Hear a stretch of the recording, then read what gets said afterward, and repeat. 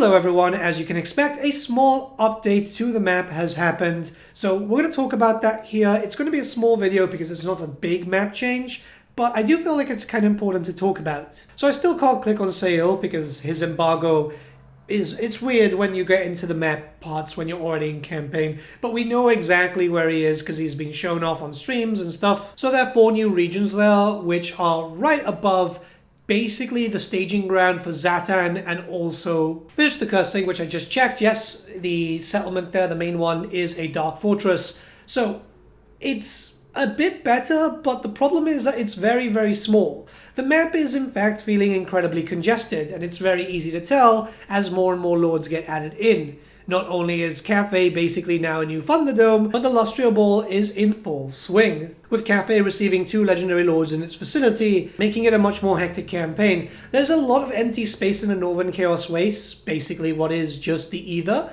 and obviously we have to look towards Ind and KHURESH. Those territories have not been updated, but in truth I was kind of expected that they weren't going to open up those territories, at least just now.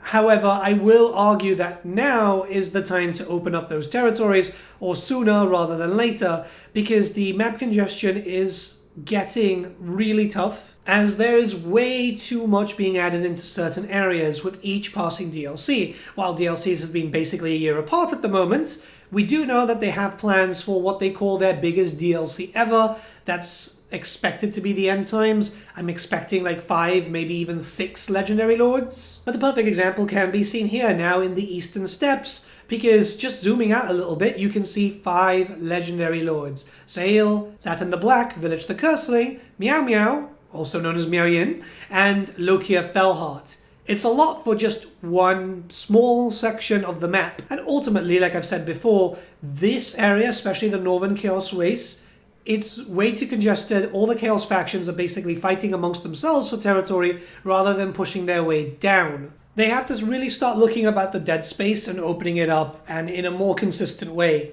I know that a lot of people are hoping for like the Realms of Chaos up there, but we are expecting more Chaos DLC. I'm expecting at least 1 more for Nurgle and 1 more for Tzeentch. I do think that VIKRAM is going to be a DLC at some point. Not only that, but the northern areas would allow for just more free-flowing, less chaos infighting, and more actually building up their forces so they can become a threat. Really, out of all the chaos factions, only 2 of them are considerable threats right now. That's Arbal the Undefeated, if he survives long enough and Archaon doesn't kill him, and obviously Archaon too, but the Chaos Warriors, Archaon himself, don't really go down much. There's no incentive for the AI to push down and become aggressive. The territories of Ind and KHURESH are just massive eyesores. A few years later, they're just still eyesores.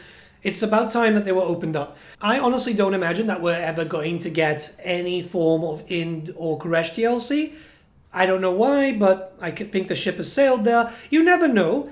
But regardless of that, those territories need to be opened up. Look, the Southern Realms don't have a faction pact to Leer and Estalia. That's something that we could expect depending on how things go with Dogs of War, but those areas don't have their own dedicated races. So does that mean that those areas need to be closed up now? Modders have already opened up those areas. There's very cool mods, like for example, Immortal Empires Expanded. It adds in KHURESH, Ind, and the Northern Chaos Waste. The problem is that those areas are not officially mapped zones. When I do consider that mod to be like one of the pinnacles for Total War Warhammer, having those zones opened up officially is something that the player base have been crying out for a decent amount of time now. If anything, seeing the zones that were opened up for Sail makes me want more zones. It would be great because it will allow for player expansion a little bit. It'll allow for the AI to just kind of move a little bit more naturally because there will be more zones for them to use. This would be great for, say, for example, T'Challa now, seeing as she's in the border, to go down south. Or in general, many of the lords, which are featured in Cafe, who are going to be fighting amongst themselves, even some potential allies like Gelt and Zhao, because there's just no space for further expansion. The rest of the world is perfectly fine. Sure, it's not the scaling that I would have dreamed of, but it is fantastic in terms of styling. Problem is that we're getting too many characters put into Lustria or the Southlands. So adding in another bunch of regions might alleviate that. Hell, some characters could even be moved to Ind and KHURESH, like for example, Lokia, who gets his blades from Ind.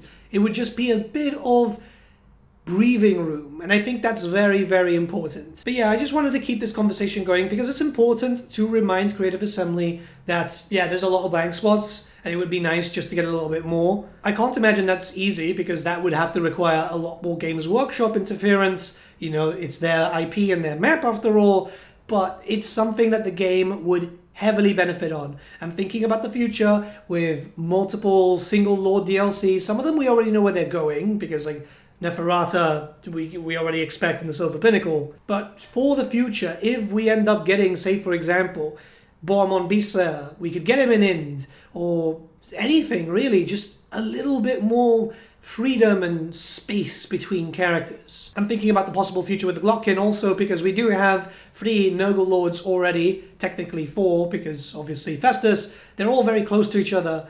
If we get an End Times DLC, I'm expecting him, or Gutrot Spume, so where are they going to go? That's my thinking of the situation. But let me know what you guys think in the comments below. Let's start a bit of a discussion. I'll be live on twitch.tv/thegreatbookofgrudges. There's a lot going on, as you can imagine. I'm incredibly tired, but I'll see you all again very, very soon, guys. Have a nice day.